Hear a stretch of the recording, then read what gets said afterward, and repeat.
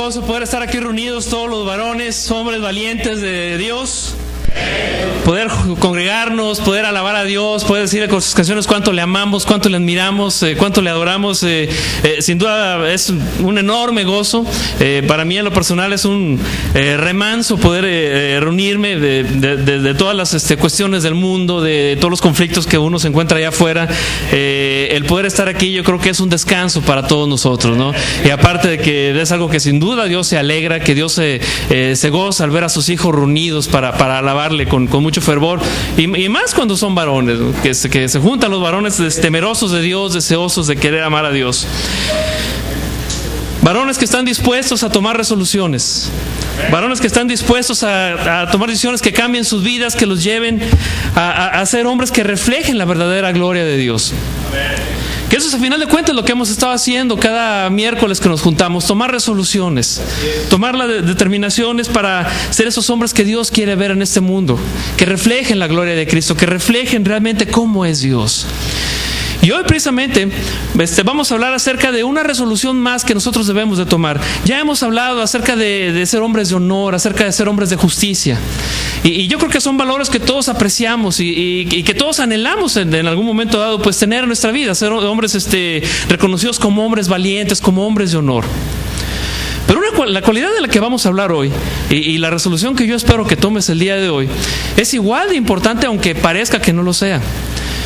Yo espero que tú salgas hoy determinado y con la resolución de prometer amar a tu prójimo, de ser un hombre amoroso. A lo mejor tú has escuchado hablar de Gabriel García Márquez. Es uno de los escritores latinoamericanos más famosos que ha existido. Hace algunos años él escribió la novela de 100 años de soledad. Si no has tenido la oportunidad de leerla, pues es un clásico de la literatura latinoamericana. Y en esa novela, obviamente, pues él describe a muchos personajes, narra la historia de muchos personajes, pero hay un personaje en especial que es el coronel Aureliano Buendía. Los que ya leyeron la novela, pues a lo mejor sabrán de quién estoy refiriendo. Gabriel García Márquez narra desde el comienzo de la novela la historia de Aureliano Buendía, cómo salió junto con su padre de su pueblo natal para fundar el pueblo de Macondo. Después, a medida que va creciendo, se casa, se queda viudo. Después se vuelve un coronel de las fuerzas liberales, tratando de derrocar a los gobiernos conservadores que existían en Centroamérica y en Colombia, que es donde se desarrolla la novela. Obviamente pues es un hombre de guerra, se la pasa en la guerra todo el tiempo, tiene sexo con muchas mujeres, procrea cerca de 20 hijos a lo largo de toda la novela. Peleó 31 batallas, no ganó ni una sola, el pobre hombre. Y ya después de todo el tiempo, cansado de la guerra, cansado, ya fastidiado de todos los horrores de estar llevando ese estilo de vida, decide regresarse a su casa, en donde se dedica a lo que se dedicaba antes, a la orfebrería. Empieza a hacer sus pescaditos de plata y se queda encerrado, ya viejo, anciano. En un punto de la novela, la mamá del coronel Aureliano Buendía empieza a hacer una retrospectiva de la vida de sus hijos y se da cuenta de que en especial Aureliano nunca había desarrollado la capacidad de amar. Era un hombre que a pesar de que tenía la capacidad de amar, todos tenemos aquí la capacidad de amar, él nunca la desarrolló. Era un hombre incapaz de mostrar amor. Cuando regresó del campo de batalla, derrotado, se encerró y llevó una vida solitaria, una vida en la que no convivía con nadie, no compartía su vida con nadie, simplemente vivía encerrado. A lo mejor muchos se van a identificar con él, con Aureliano Buendía. Porque a veces pensamos que las muestras de afecto no son tanto para los hombres. Pensamos que a lo mejor las mujeres se sienten más cómodos con eso. A la hora de que una persona necesita dar un abrazo, a veces preferimos que sea nuestra esposa la que se encargue de las muestras de afecto. Cuando se trata de mostrarles afecto a nuestros hijos, preferimos a veces que la esposa sea quien haga esas muestras de afecto, y nosotros a lo mejor, si acaso, una palmadita de aprobación o un abrazo, algo que no comprometa mucho nuestra hombría, que no nos veamos como hombre. Y yo creo que si todos de aquí investigamos y todos de aquí lo platicamos, la inmensa mayoría de nosotros va a decir, pues es que así era mi papá. Mi papá nunca nos dio una muestra de afecto. Mi papá no era un hombre que fuera cariñoso con nosotros, que nos diera un beso, que fuera alguien afectuoso en especial. Digo, obviamente yo sé que existen excepciones. Yo he conocido hermanos sumamente amorosos aquí en la iglesia, pero estoy hablando en general. Y nos damos cuenta de que en realidad no es solamente una cuestión personal, sino que es una cuestión cultural. Nuestra cultura así nos enseña que deben ser los hombres. Así es como nos educa. El día en que Aureliano Buendía permitió que aflorara un sentimiento en su corazón, ya anciano, resultó que al pueblo llegó una feria, y esa feria reavivó ciertos recuerdos de su niñez. Son sentimientos que estaban ahí muy, muy escondidos y que de repente cuando llegó a esa feria afloraron. Y por un momento Aureliano se dio cuenta de ello. En ese mismo instante en el que afloraron esos sentimientos, Aureliano Buendía murió. Y a veces pensamos que a nosotros nos va a pasar lo mismo si nosotros nos permitimos expresar cuestiones cariñosas o amorosas o expresiones afectivas. A lo mejor no que nos vamos a morir, pero sí le tenemos un temor de ¿cómo me van a ver? ¿Qué van a pensar de mí? ¿Van a pensar que no soy machito, que no soy lo suficientemente hombre? Y tenemos realmente un pavor a ser expresivos en el aspecto amoroso. Pero bueno, no nos hicimos cristianos para imitar a Aureliano Buendía. Nos hicimos cristianos para imitar a Cristo. Y al final de cuentas, Cristo debe ser nuestro modelo a seguir. Cristo fue el hombre más varonil que te hayas encontrado aquí en la tierra. No hay nadie como Él para demostrarnos lo que es realmente el valor, lo que es realmente el honor, lo que es realmente la hombría. Pero al mismo tiempo también fue el hombre más amoroso que ha existido aquí en la tierra. Jesús supo equilibrar una vida de honor, una vida de justicia, una vida de valor, junto con una vida de amor y compasión. Jesús, tú lo ves en los evangelios como un hombre que se daba a sí mismo, que era compasivo con los demás, que era amoroso con los demás. Se acercó a los pescadores, que en ese entonces no sabían nada, eran unos ignorantes. Se acercó a los publicanos, a los cobradores de impuestos arrogantes, orgullosos, y les enseñó. Sanó a los enfermos, se acercó a los pecadores, convivió con los niños. A muchos no nos gusta convivir con los niños, ¿verdad? Nos desesperan, nos sentimos así como que no, mejor que las mujeres se encarguen. Jesús convivía con los niños, dijo, dejan que los niños se acerquen a mí. Le encantaba convivir con ellos. Incluso cuando confrontaba a los fariseos por su religiosismo, en ese momento Jesús era una persona amorosa. Les decía sus verdades. Les decía que eran unos hipócritas. Pero hasta en ese momento Jesús los amó. Jesús sabía cuándo brindar un amor tierno y cuándo brindar también un amor severo. Pero independientemente de cómo se mostrara, siempre era amor. Sabía cuándo alentar a sus discípulos, cuándo motivarlos, pero también sabía cuándo reprenderlos. Y en ambos casos, Jesús nunca dejó de amar a las personas. Siempre fue un hombre amoroso. Medita por un momento cómo son tus relaciones personales. Aquí en la iglesia y afuera de la iglesia, con tus compañeros de trabajo, con tu familia. ¿Son superficiales? ¿Son difíciles? ¿Son desleales? Yo estoy seguro que muchos hombres calificarían sus relaciones así. A pesar de que sea divertido juntarse con la raza para ver el partido y estar echando ahí relajo y pasarla bien, realmente eso no es una señal de una relación verdaderamente profunda. Una persona con la cual puedas abrir tu corazón, con la cual te puedas sentir a gusto, expresándote cómo te sientes y que te haga sentir bien. Esa es una relación en donde existe el amor. Si tú no las tienes, entonces a tu corazón le hace falta el amor cristiano. Desarrollar amor cristiano, experimentar el amor cristiano.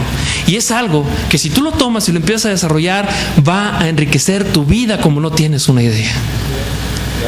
El amor es el combustible que nos ayuda a proveer a nuestra familia. Queremos ver a nuestra familia bien y por eso nos desvivimos en el trabajo. El amor es lo que nos motiva a sacrificarnos por un amigo. El amor es lo que nos motiva, sobre todo a nosotros como cristianos, a dar la vida por nuestro prójimo porque queremos verlo bien. Tal vez tú dices, bueno, efectivamente yo no soy un hombre amoroso. ¿Cómo puedo comenzar a ser amoroso? ¿Cuál es el primer paso que debo dar para ser un hombre amoroso? Empieza en la oración. Si tú quieres ser un hombre amoroso, empieza por tu vida de oración. La oración es el lugar indicado para empezar a ser un hombre amoroso. Algo que necesitamos reconocer, hermanos, es de que somos un pueblo de Dios que ora poco. Honestamente, no oramos lo suficiente. Muchos nos conformamos con un pequeño tiempo en la mañana, las carreras, porque tenemos que salir a trabajar. Una pequeña oración antes de dar gracias por los alimentos. Una oración en la noche. Y yo creo que eso describe la vida de oración de muchos de nosotros. Nada más. Y mucho tiene que ver la facilidad con la que vivimos la vida hoy en día. Siendo honestos, muchos de nosotros llevamos una vida cómoda. Tenemos la vida resuelta en muchos aspectos. Pues tienes tu trabajo, tienes tu familia. Y cuando tu vida va caminando de esa manera, cuando ya tienes una vida resuelta, ¿cómo es tu vida de oración? Pues tus oraciones son monótonas, son mecánicas. Te levantas y Padre, gracias por el día que me has dado hoy.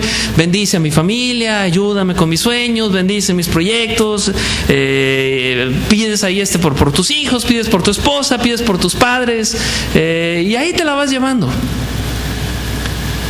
Pero ¿qué tal cuando llega un calambre de esos a tu vida que te dejan tieso, que no sabes ni para dónde hacerte, que no puedes moverte, que te quedas sin trabajo, que te detectan una enfermedad incurable, que un pariente tuyo acaba de sufrir un accidente y está grave? En ese momento es cuando te arrodillas y Dios, ayúdame, por favor. Pero empieza a llevar una vida fervorosa de oración. De verdad, yo he escuchado hermanos desesperados orar, que hasta los cielos se abren, se hace un agujero y empiezan a caer rayos, así como en las fotografías. Pero unas oraciones verdaderamente desesperadas. Ese es, a final de cuentas, el corazón de la oración, un corazón desesperado. Pero la verdad es de que nuestra vida de oración es aburrida. No es la vida de oración intensa que caracterizó a los héroes de la fe. Los grandes héroes de la fe eran hombres que agonizaban orando, que se la pasaban de rodillas agonizando en oración, hasta que vieran el poder de Dios trabajar a su alrededor. Cada centímetro cúbico de aire que nos rodea está saturado del amor y del poder de Dios. Y solamente es cuestión de una chispa de fe para que todo eso prenda. Y eso solamente va a aprender cuando empieces a llevar una vida de oración fervorosa. Una vida de oración fervorosa te va a transformar. El ser un hombre amoroso no es algo que te van a hacer del corazón. O sea, no es algo que van a hacer de manera espontánea. Nunca te van a hacer. Eso es algo que solamente Cristo te va a proveer. A través de la motivación, Él te va a proveer de la motivación y de la fuerza para amar, con una relación poderosa con Él. Efesios 6:18 dice: con toda oración y súplica, oren en todo tiempo en el Espíritu, y así velen con toda perseverancia y súplica por todos los santos. La oración debe ser parte de nuestra cotidianeidad. Debe ser algo que nosotros practicamos inercialmente, sin que lo pienses. Cuando te levantas, cuando estás trabajando, cuando vas de camino a tu trabajo, cuando vienes de regreso, cuando estás con tu familia. No hay un momento específico para orar. No podemos limitar solamente la oración a nuestro tiempo devocional. Debe ser algo que debemos estar practicando continuamente. Dice, oren en todo tiempo, no solamente en la mañana. La oración es esa conexión vital que va a hacer que tu espíritu se sienta vivo, que se sienta que puede hacer grandes cosas con Dios. La oración va a abrir tu mente. De veras, hermanos, nuestras oraciones a veces son tan limitadas. Oramos por las cosas que solamente tenemos a nuestro alrededor, cuando hay cosas que podemos conquistar, cuando hay oportunidades que Dios nos puede dar, cuando hay grandes victorias que Dios quiere darnos, pero que a veces tenemos la mente tan corta, somos tan cortos de visión, que no nos damos cuenta de lo que Dios puede hacer. Y no nos atrevemos a expandir nuestra vida de oración por nuestra falta de visión. El orar abre tu mente. Constantemente estamos pensando en nuestra falta de talentos, en nuestra falta de capacidades. Nosotros mismos a veces nos limitamos. Pero una persona que vive una vida fervorosa de oración no conoce de límites. Sabe que Dios es el único límite. Y para Dios no hay límites. Santiago 5, del 13 al 14 dice: ¿sufre alguien entre ustedes? Que haga oración. ¿Está alguien alegre? Que cante alabanzas. ¿Está alguien entre ustedes enfermo? Que llame a los ancianos de la iglesia y que ellos oren por él, ungiéndolo con aceite en el nombre del Señor. Cuando tú oras, tu mente y tu corazón se ponen en sintonía con la mente y el corazón de Dios. Te hace sensible a las necesidades de la gente. Te hace ver que a lo mejor hay otros que están pasando por necesidad y te lleva a orar por ellos. Lo que le importa a Dios se convierte en lo importante para ti. Y ya tus prioridades pasan a segundo término. Una vida de oración mejora tu manera de pensar y mejora también la relación con los otros. Qué maravilla cuando nos dicen: ¿sabes qué? Fíjate que he estado orando por ti. A mí de veras me conmueve mucho cuando hermanos se me acercan y me dicen: ¿sabes? Yo he estado orando por ti. Eso de veras a mí me humilla y me conmueve. Cuando están enfermos los hermanos, ¿sabes qué? Hemos estado orando por ti. Es algo que revitaliza al corazón por más enfermo que esté. Infunde ánimo, infunde gozo. Saber que alguien se preocupa por nosotros. El tema de la oración tiene una mezcla muy rara de sencillez y de complejidad. Es sencillo porque ¿en qué consiste la oración? Pues simplemente en platicar con Dios. Esa es la oración, a eso se limita. Pero a la vez es complejo porque muchas veces desconocemos cómo funciona internamente. ¿Qué es lo que sucede atrás de nuestra vida de oración? Una vida de oración es como un viaje épico. Es una aventura a lo desconocido. En ese viaje, de repente te vas a encontrar con momentos oscuros, en donde de repente parece que pierdes el camino, en donde no recibes ninguna respuesta, en donde no sabes qué es lo que va a pasar. Pero de repente también hay momentos en ese viaje en donde todo parece claro, en donde el camino es muy claro, en donde no hay obstáculos y en donde parece que avanzas libremente. La vida de oración va a estar llena de ambas cosas. Va a estar llena tanto de obstáculos, tanto de momentos oscuros, como también de momentos claros. Para una vida de oración no existen reglas. Es imposible tratar de confinar a un grupo de reglas la vida de oración. Más sin embargo, existen varios principios que realmente pueden gobernar nuestra vida de oración. Vamos a ver algunos obstáculos que se nos pueden presentar en nuestra vida como cristianos para llevar una vida de oración efectiva. El primero de esos obstáculos es orar sin conocer a Cristo. Dice Juan 14:6: yo soy el camino, la verdad y la vida. Nadie viene al Padre sino por mí. Si tú hoy nos estás acompañando, amigo, que no eres miembro de la iglesia, quiero invitarte a que conozcas a Cristo, a que conozcas al hombre verdadero. No al Cristo que te pasan en las películas de Semana Santa, aguado, parsimonioso, ceremonioso, que no transmite absolutamente nada de inspiración. El Cristo de la Biblia es un Cristo que te va a cambiar tu vida, que te va a desafiar, que te va a retar.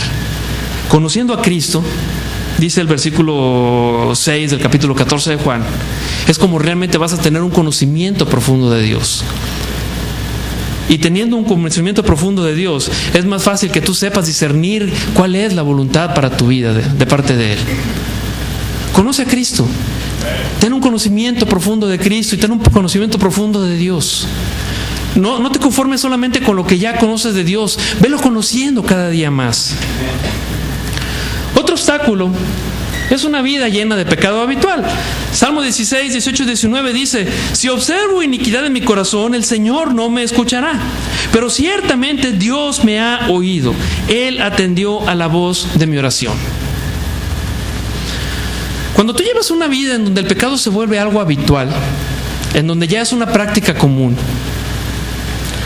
tu corazón se va endureciendo y se va insensibilizando ante la voluntad de Dios. Tú puedes seguir orando y a lo mejor Dios va a escuchar algunas de tus oraciones, pero tú no vas a estar receptivo a lo que Dios te va a comunicar, a lo que Dios te está mostrando, y la comunicación con Él se vuelve imposible. No porque Él no pueda comunicarse contigo, sino porque tu corazón no está lo suficientemente suave para recibir el mensaje de Dios. Otro obstáculo es orar para hacerse ver. Dice Mateo 5: cuando ustedes oren, no sean como los hipócritas, porque a ellos les gusta ponerse de pie y llorar en la sinagoga y en las esquinas de las calles. Obviamente aquí Jesús estaba hablando acerca de la actitud farisaica de orar para que todo el mundo los viera, las calles, dice la Biblia, en las esquinas, y que todo el mundo dijera: wow, mira ese fariseo, qué hombre tan bueno, mira cómo ora. Obviamente esa actitud es una actitud que Dios descalifica por completo. Pero hay maneras más sutiles en las cuales nosotros podemos ser hipócritas al orar. ¿Qué tal cuando tu líder de charla te dice: vamos a tener un tiempo de oración, y tú llevas varios días sin orar, y a lo mejor estás nervioso y pues ahí tratas de hacer una oración ahí más o menos que se vea así como que: wow, este hombre mira cómo ora? Tratas de lucirte en esos momentos, cuando en realidad esa oración no respalda una vida de oración efectiva. El punto es: no seas hipócrita, sincérate con Dios mejor. Otro obstáculo es orar con palabras huecas y repetitivas. Mateo 6, del 7 al 8 dice: y al orar no usen repeticiones sin sentido como los gentiles, porque ellos se imaginan que serán oídos por su palabrería. A Dios no le gustan las oraciones prefabricadas, no le gustan las oraciones enlatadas. Él prefiere un corazón sincero que simplemente expresa lo que piensa y lo que siente con Él. Otro obstáculo en la oración son las oraciones no pronunciadas. Dice Santiago 4:2: no tienen porque no piden. Y a lo mejor esto puede parecer muy obvio, pero es la realidad y se presenta. A veces no tenemos las cosas porque no las pedimos, no se las pedimos a Dios. A veces pensamos que Dios es solamente para lo espiritual y para las cosas de la iglesia, y limitamos a Dios solamente en esas cosas. Pero también puedes pedirle a Dios sabiduría para que te ayude a desempeñar bien tu trabajo.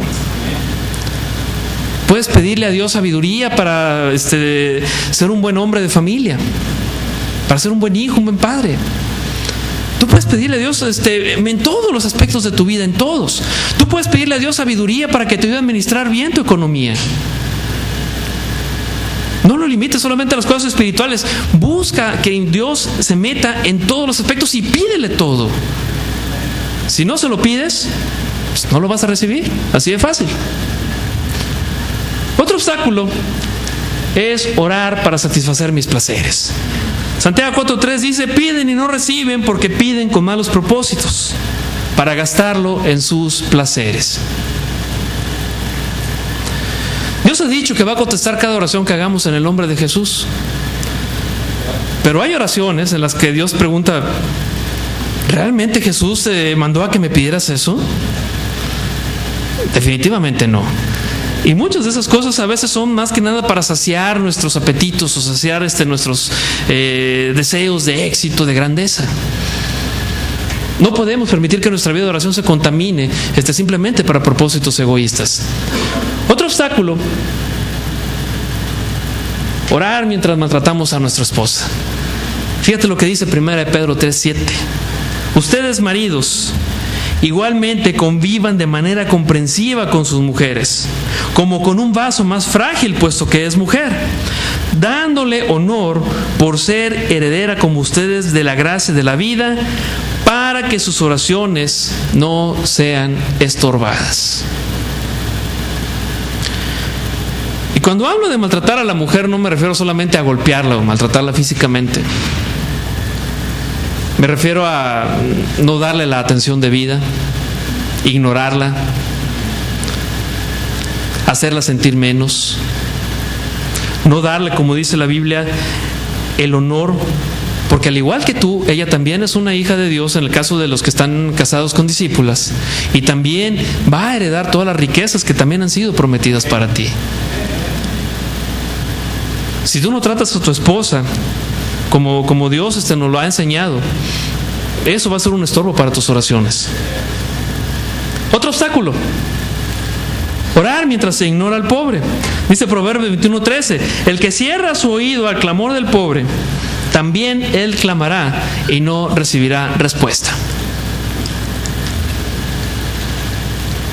Nosotros nos acercamos a Dios y oramos a Dios porque confiamos en que Dios tiene un corazón compasivo. Pero si nosotros mismos no tenemos ese corazón compasivo, no estamos siendo coherentes. Y si hay algo que Dios no tolera, es la incoherencia en nuestras vidas. Dios quiere que tú seas compasivo así como Él es compasivo contigo.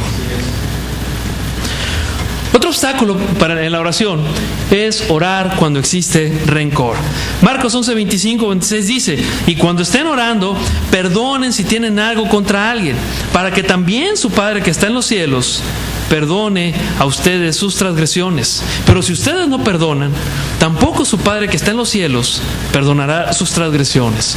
Otro aspecto también de ser coherentes: nosotros nos acercamos a Dios porque confiamos en su misericordia y confiamos en que Él nos va a perdonar. Pero obviamente Él también espera que nosotros tengamos esa misma actitud. Así como Él es con nosotros, nosotros también necesitamos ser igual con los demás. Todos estos puntos son cosas que te estorban en tener una vida de oración efectiva. No te permiten desarrollar tu potencial en la oración.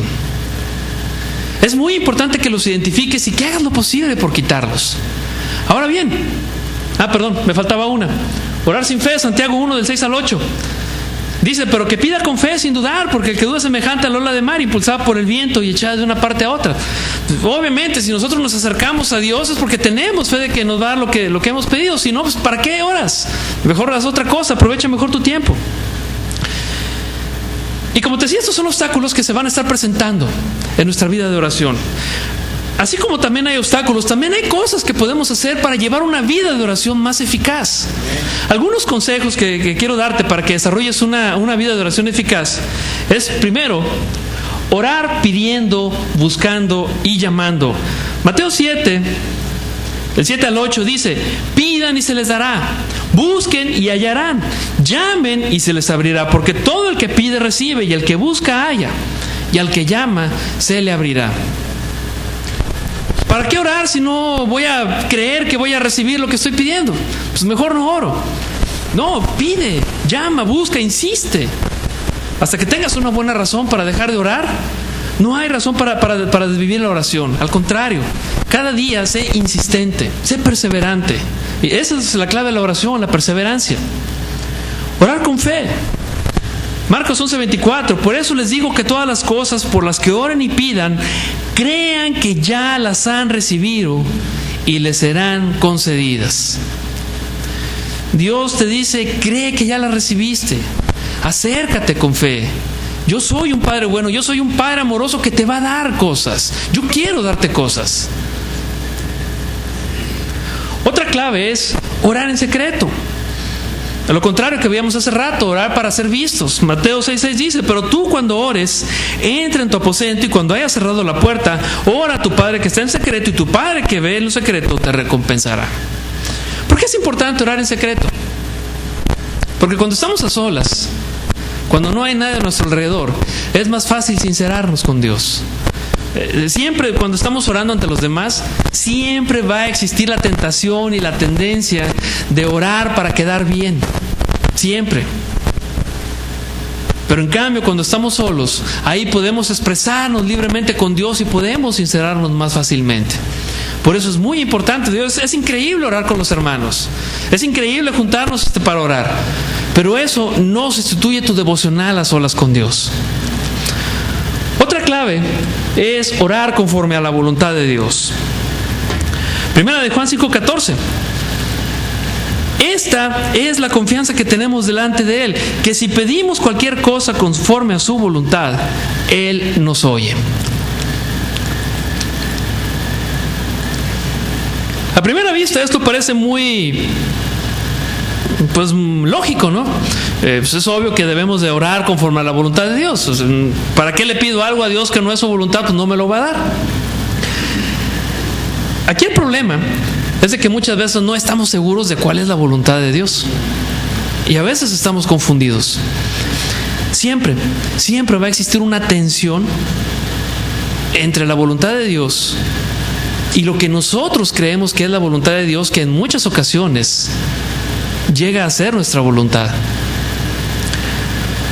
Martín Lutero, en una ocasión, se enfermó una de sus hijas. Se enfermó muy gravemente. Y obviamente él estaba angustiado, orando por ella, pidiendo por ella. En la mente de Martín Lutero estaba la convicción de que era la voluntad de Dios de que la hija sanara. Pero a medida que iban pasando los días, su hija se iba poniendo cada vez más grave.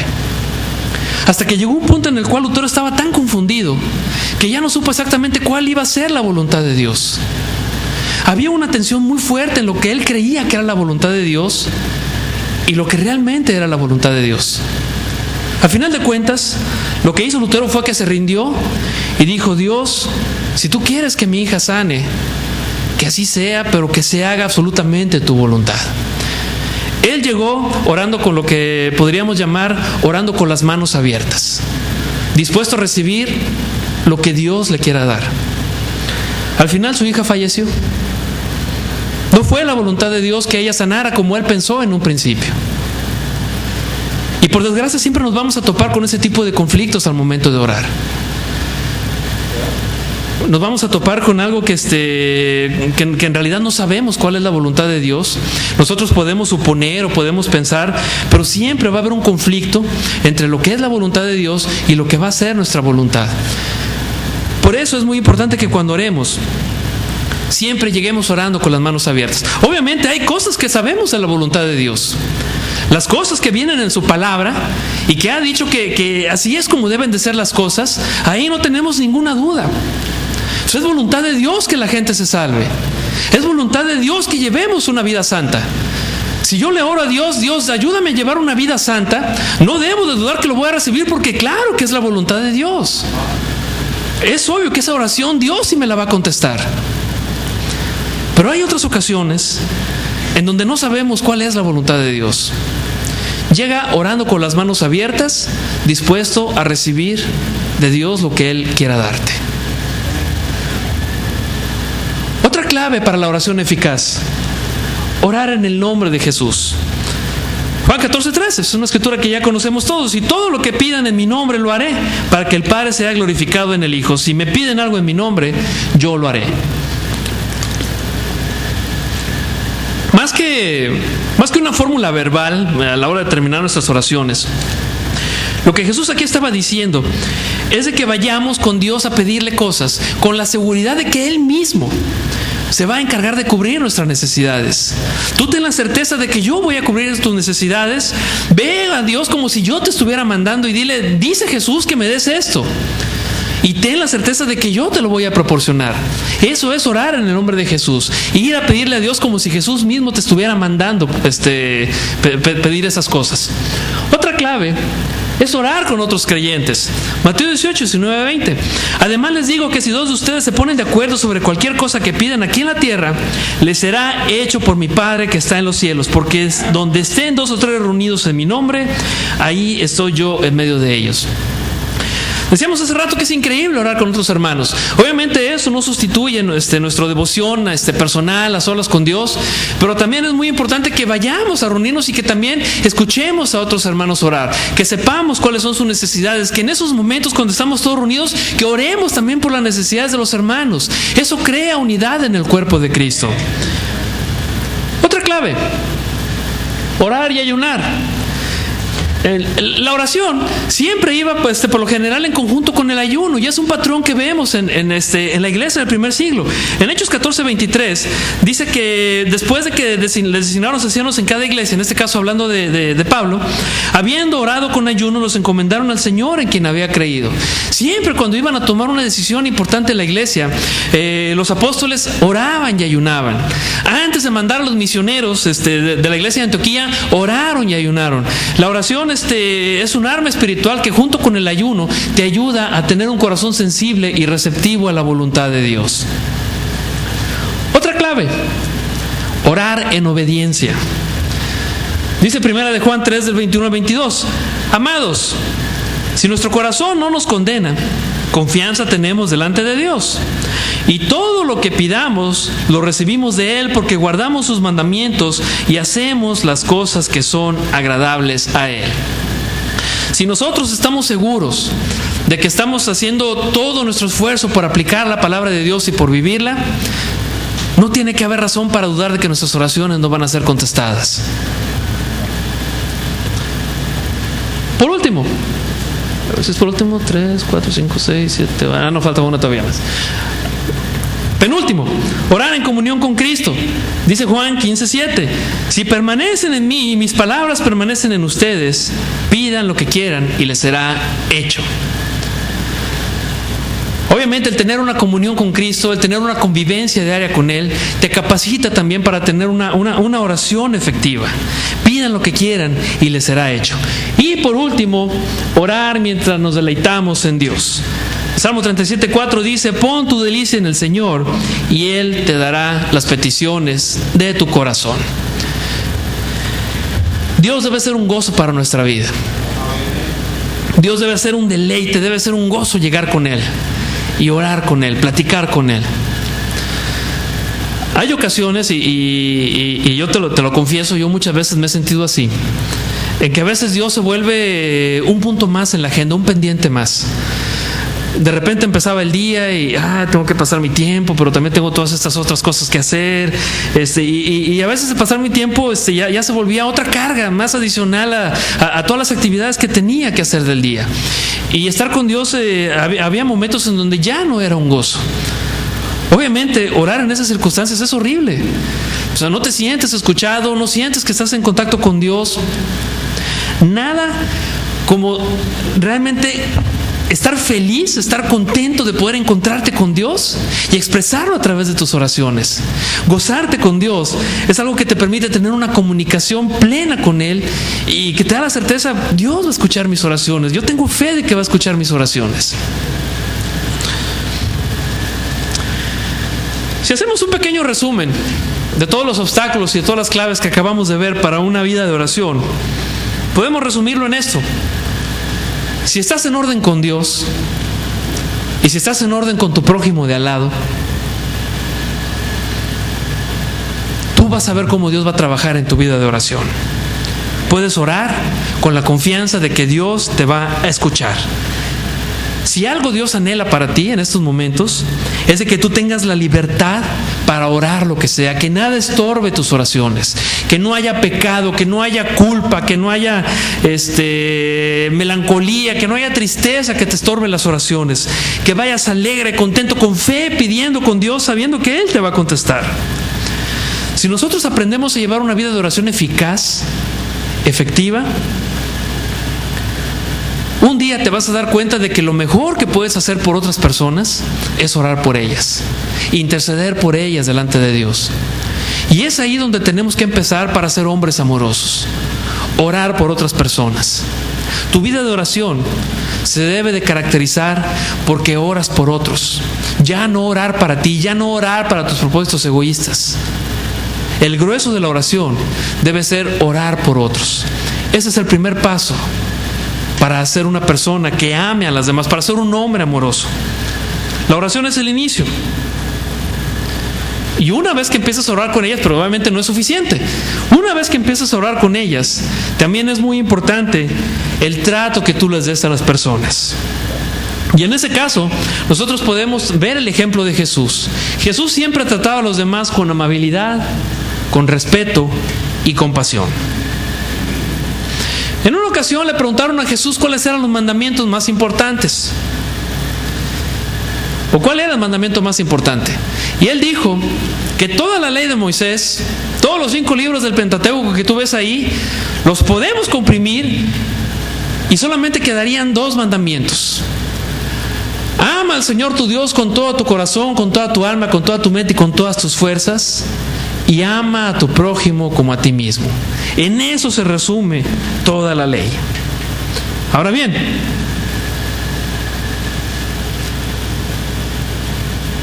si yo amo a mi prójimo, o si yo voy a amar a mi prójimo, ¿qué es lo que debe ver mi prójimo? ¿Cómo me debe ver amando? Obviamente sabemos que nosotros debemos de reflejar el amor a Jesús. Pero ¿qué es lo que vería el prójimo en la vida de Jesús? ¿Cómo era el amor de Jesús? El amor de Jesús involucraba esas 3 características: el trato que les daba a los demás con amabilidad, con respeto y con compasión. Una característica del amor de Jesús es de que no siempre era un amor tierno y gentil. Ser un hombre amoroso no significa que te vas a convertir en un osito cariñosito, pachoncito, abrazable, que todo el mundo va a estar abrazándote y que vas a abrazar a todo el mundo. Algunos estamos pachoncitos, pero pues no por eso. Pero no significa que ya vas a ser un hombre que todo el mundo te va a mangonear, que todo el mundo va a pasar por encima de ti. No se trata de eso. Amar al prójimo se trata de hacer lo mejor para él y ayudarlo a que se reconcilie con Dios. Sabemos que lo mejor que puede existir en la vida de un hombre es que conozca a Dios. Y lo mejor que podemos hacer por esas personas es ayudarlas a reconciliarse con Dios y que hagamos lo necesario para que esas personas se reconcilien con Dios. Jesús siempre se distinguió por dar un trato amable a las personas. Él era amable con las personas, era amable con sus discípulos, pero había momentos en donde tenía que reprenderlos con firmeza. Cuando Jesús dio a conocer su propósito, que él iba a Jerusalén a morir, y que Pedro inmediatamente le dijo: Señor, no te puede pasar eso. Pero en ese momento se llevó la reprensión de su vida. Aléjate de mí, Satanás. Parece que no, pero en ese momento Jesús estaba amando a Pedro. Le estaba enseñando que la voluntad de Dios está por encima de cualquier deseo humano, por encima de cualquier deseo personal, y que si esa era la voluntad de Dios, teníamos que someternos a ella. No siempre fue tierno y gentil, en muchas ocasiones fue duro, sobre todo en el trato con los fariseos, pero a final de cuentas era amor. Jesús trató de hacer hasta lo imposible por hacer que los fariseos abrieran los ojos y tuvieran una relación con Dios que se reflejara en un amor al prójimo. Por desgracia, muchas veces no fue así, pero en ningún momento dejó de amarlos. Otra característica del amor de Jesús es de que te ayuda a amar a las personas que no son como tú. Si nosotros nos limitamos a relacionarlos con los que piensan igual que yo, con los que son como yo, bueno, esta es mi raza, esta es mi pandilla, con ellos me entiendo, con ellos me llevo muy bien, y ese es mi círculo de amigos, y solamente me limito a ellos, pues ¿qué diferencia voy a hacer en este mundo? Mi trabajo para el reino se vería sumamente afectado, porque yo no tendría la capacidad de poder alcanzar a otras personas para que se acerquen a Cristo. Si yo amo a los demás, si yo soy una persona amorosa, yo voy a reconocer que cada persona, independientemente de cómo sea, independientemente de cómo piense, es una creación de Dios. Si yo desprecio a alguien porque piensa diferente que yo, porque no es como yo, es como si yo le estuviera diciendo a Dios: ¿sabes qué, Dios? Tú fallaste en esa creación, hiciste las cosas mal. No podemos decirle eso a Dios. Si Jesús, siendo el Dios Todopoderoso, se humilló, se despojó de su naturaleza divina y se hizo hombre para morir por nosotros, nosotros también podemos hacer lo mismo. Despojarnos de nuestra naturaleza egoísta, de solamente evitar la tendencia de llevarnos, de tener un círculo solamente con los que nos llevamos bien, y tratar de alcanzar a otras personas. Ese compañero de trabajo que te cae gordo, ese vecino que a cada rato te está molestando, que estaciona su coche enfrente de tu casa y tienes que andar ahí buscándolo para que lo mueva y tú puedas entrar, y que te cae gordo que realmente haga eso, ellos necesitan ser alcanzados y necesitan que tú los ames. Jesús nos muestra el ejemplo claramente. Cuando en su encuentro con la mujer samaritana era una persona sumamente diferente a él. Era una samaritana, era otra cultura, una cultura que los judíos despreciaban, era mujer. Mas sin embargo Jesús tuvo compasión de ella y le habló acerca del reino de Dios. Colosenses 3:12 dice: entonces, ustedes como escogidos de Dios, santos y amados, revístanse de tierna compasión, bondad, humildad, mansedumbre y paciencia. No solo para nuestros amigos, para todos. Así como Jesús fue amigo de los pecadores, fue amigo de la gente que nadie de la sociedad toleraba, así también nosotros podemos también ser amigos de esos que todo el mundo desprecia. El amor de Jesús te va a ayudar a amar a personas que no son como tú. Y por último, otra característica del amor de Jesús, ¿cómo era el amor de Jesús? Es que era respetuoso. Y si tú tienes el amor de Jesús, hace que tú también seas respetuoso. Jesús a nadie le hizo manita de puerco para obligar a las personas a creer en Él. Él obviamente predicó su mensaje, Él se dio a conocer, Él se mostró como el Hijo de Dios que es, pero a nadie obligó a creer. Él fue muy respetuoso acerca de las decisiones que tomaran las personas sobre si creían creer en Él o no. Y así como Jesús también fue respetuoso, nosotros también necesitamos ser respetuosos en el trato con nuestros hermanos y en el trato con los demás. Muchos de nosotros, sobre todo los que ya tenemos tiempo en la fe, nos prende ver a un hermano en pecado. Yo creo que a ti muchas veces te ha pasado y te has indignado cuando de repente un hermano no hace lo correcto. ¿Y cuántas veces no llegamos con él en un espíritu de intolerancia, en un espíritu de ofensa, de querer hacerlo sentir mal para hacerle ver su pecado y quebrantarlo según esto? Muchas veces faltándole al respeto, muchas veces obligándolo a que llevar una vida santa, cuando a veces ni siquiera nos poníamos a investigar si él estaba en condiciones de poder hacerlo. Es verdad que si vemos a un hermano en pecado hay que hablar con él, no podemos ignorarlo, es nuestro deber, pero siempre tenemos que hacerlo de manera respetuosa, sin criticarlo, sin juzgarlo, sino más bien con el espíritu de verlo levantado. Una frase triste pero real. Se dice por ahí que el ejército cristiano es el único ejército que dispara a sus heridos. Y muchas veces es así, vemos a los hermanos en pecado y inmediatamente queremos juzgarlos, queremos hacerlos sentir mal por su pecado, y no debe ser así. Debemos de alguna manera recomponer esa parte y más bien pensar: ¿qué puedo hacer para que mi hermano se vuelva a poner de pie? ¿Qué puedo hacer para que mi hermano otra vez camine a mi lado y que juntos seamos compañeros de batalla? ¿Cómo puedo ayudarle a restaurarse? Tal vez a lo mejor en el ínter va a ser necesario una reprensión, un discipulado, pero siempre imitando el ejemplo de Jesús y siempre poniendo los límites que Jesús tenía respecto a ser respetuoso con ellos. Con mayor razón vamos a ser respetuosos con un no creyente. Los no creyentes no los podemos obligar a vivir principios que no conocen, principios en los cuales no tienen fe. Criticarlos o juzgarlos no nos va a ayudar de nada. En vez de eso, muéstrales amor y compasión como lo hizo Jesús. Dios permite y va a permitir que personas a tu alrededor pasen por crisis y pasen por necesidades, a veces causadas por su mismo pecado, para que tú les des la ayuda necesaria, para que tú les suplas en la hora de la necesidad. Si estamos capacitados para amar a los demás, si tú desarrollas amor en tu corazón, si tú te desarrollas para ser un discípulo amoroso, un hombre amoroso que ama a tu prójimo, orando por los demás, amándolo como Cristo lo amó, Dios te va a utilizar para poder servir a más personas. Te va a llevar a lugares en donde realmente tú puedes ser de utilidad.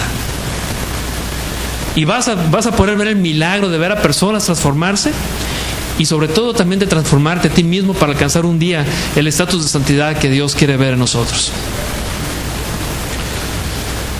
para terminar, vamos a hacer la dinámica que siempre hacemos al final de la clase, y vamos a reflexionar en lo que hemos visto el día de hoy. Ahorita nos vamos a juntar por charlas y vamos a platicar acerca de estas 3 preguntas. Acabamos de ver una lista de obstáculos para la oración. ¿Qué obstáculos para la oración están presentes ahorita en tu vida? ¿Reconociste alguno? ¿Identificaste algún obstáculo que ahorita te impida llevar una vida de oración efectiva? Segundo, ¿cómo puedes empezar a tener una vida de oración orientada hacia los demás? Si ya reconociste un obstáculo, ¿qué vas a hacer para quitarlo? ¿Cómo puedes quitarlo? Y por último, ¿hay alguien en especial a quien necesitas amar? ¿Hay alguien con quien te cuesta hacer una amistad, profundizar en una relación con él? ¿Cómo puedes empezar a amarlo?